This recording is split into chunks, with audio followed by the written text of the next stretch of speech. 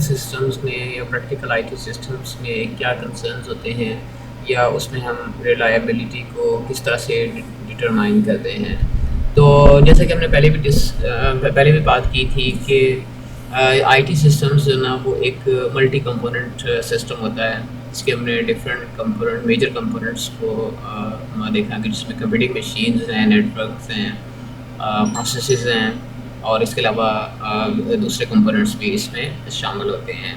तो अगर हम जब सिस्टम की एज ए ओवरऑल रिलायबिलिटी की बात करते हैं, तो उसमें कुछ सिस्टम्स जो है ना वो आपस में पैरेलल काम कर रहे होते हैं।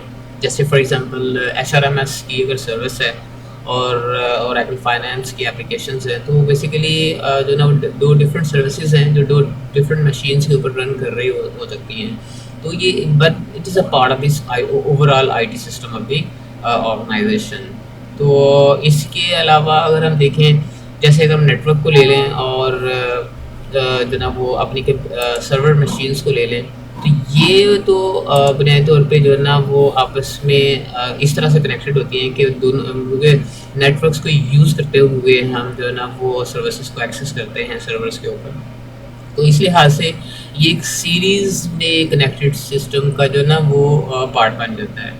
हमें जो ना ये दोनों सिनेरियोज प्रैक्टिकल लाइफ में जो ना वो मिलते हैं।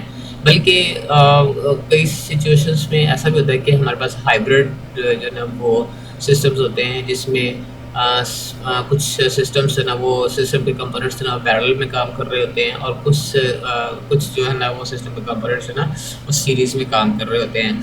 सीरीज़ में काम करने का मतलब ये है कि one of the system component is dependent on the working state of the another system.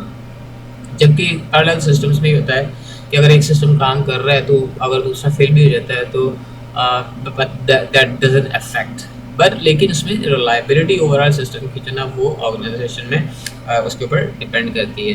अच्छा, इसको हम फर्दर एक्सटेंड भी कर सकते हैं। हमने एक कंप्यूटर मशीन की जब बात करते हैं तो उसमें भी बहुत से कंपोनेंट्स होते हैं, उनकी रिलायबिलिटी किस तरह से कैलकुलेट की जाती है, दैट्स अ डिफरेंट थिंग। लेकिन हम ओवरऑल आईटी सिस्टम जो किसी ऑर्गेनाइजेशन का होता है उसके मतलब जो ना इस हवाले से बात कर रहे थे। अब ये है कि हमने जो सीरीज़ में जो सिस्टम्स होते हैं, यानी कि ऐसे सिस्टम जिसकी डिपेंडेबिलिटी जिनकी रिलायबिलिटी जो आपस में जो है डिपेंडेंट होते हैं, आई मीन के वो आपस में कनेक्टेड इस तरह से होते हैं कि एक सही काम कर रहा होगा तो ही दूसरा काम करेगा।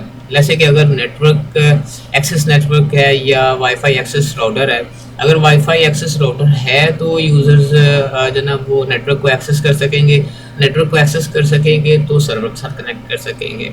तो इस हवाले से जो ना ये सिस्टम जो ना आपस में सीरीज़ में कनेक्टेड हैं, तो यानी कि they are connected in the series pattern. इस सूरत में ये होता है कि हम ये देख लेते हैं कि कितने कंपोनेंट्स हैं सिस्टम के, या कितने सिस्टम्स हैं जो कि इस तरह से आपस में डिपेंडेंट हैं। तो उनकी जो फेलियर रेट होता है वो हम किस तरह से जो ना डिटरमाइन करते हैं। तो ये रेट जो ना वो बेसिकली हम सिंपली जो ना सब सिस्टम्स का जो फेलियर रेट है उसको जमा कर लेते हैं, और जो ओवरऑल होता है, ओवरऑल जो इसका सम होता है उसको हम सिस्टम का जो ना वो फेलियर रेट से जो ना उसको जो ना वो असाइन कर देते हैं। इसी तरह से जो पैरेलल में सिस्टम्स होते हैं उनमें जो MTTF होता है वो भी इसी तरह से डिटरमाइन किया जाता है, लेकिन इस सूरत में वो इन्वर्सली प्रोपोर्शनल, क्योंकि जैसे जैसे सिस्टम्स ना वो इंक्रीज़ करते जा रहे हैं तो उनमें जो MTTF है वो इन्वर्सली प्रोपोर्शनल होता है। इसका मतलब है कि हम उसकी 1 divided by the failure rate के साथ जो ना उसकी समेशन कर लेते हैं। जबकि हाइब्रिड सिस्टम्स में ये दोनों का आपस में कम्बिनेशन होता है कि सीरीज़ में भी सिस्टम्स हो सकते हैं और पैरेलल में भी हो सकते हैं।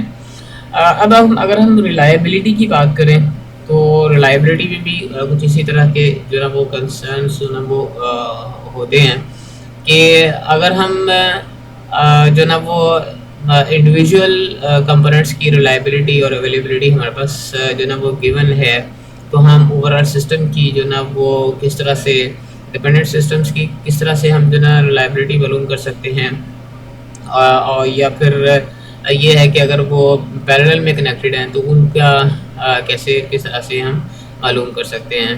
तो बुनियादी तौर पे द प्रिंसिपल इज सेम। आप उसी तरह से जैसे आपके पास इंडिविजुअल सिस्टम्स की मौजूद है रिलायबिलिटी, तो उस वो फिर आप जो ना या अवेलेबिलिटी, तो आप एट ए गिवन टाइम तो फिर उनको आप सम कर लेते हैं फॉर ऑल दी सिस्टम्स। इसी तरह से जो पैरेलल सिस्टम्स होते हैं उनमें भी इसी तरह से आप समेशंस कर लेते हैं, जबकि हाइब्रिड सिस्टम्स में आप इसका एक कम्बिनेशन यूज़ करते हैं। तो it's important to note a few caveats regarding these incident metrics and associated reliability and availability calculations. एक तो ये है कि मैट्रिक्स में भी प्रोसीड इन रिलेटिव टर्म्स, यानी कि ये जो कुछ पॉइंट्स हैं इनको जो ना वो हमें जो नोट करना चाहिए, क्योंकि फेलियर में भी defined in differently for the same components in different applications, use cases and organization। तो ये एक चीज़ है कि जो फेलियर है वो हार्डवेयर सिस्टम्स में डिफरेंट तरह से जो ना वो डिफाइन की जाती है, ऐप सर्विसेज में डिफरेंट हो सकती है, फिर ये है कि किसी डिफरेंट किस्म की सर्विसेज में भी वो डिफरेंट हो सकती है।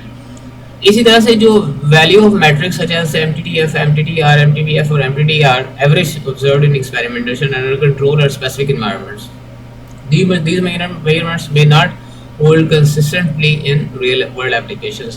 तो ये जो बातें जो ना वो सही हैं, क्योंकि एक्सपेरिमेंटेशंस के दौरान या स्पेसिफिक कंडीशंस के अंदर, स्पेशल कंडीशंस के अंदर चूँकि हमारी ये सारी की सारी मेजरमेंट्स होती हैं, तो organisations should therefore map system reliability and availability calculations to business value and end user experience। This is very important।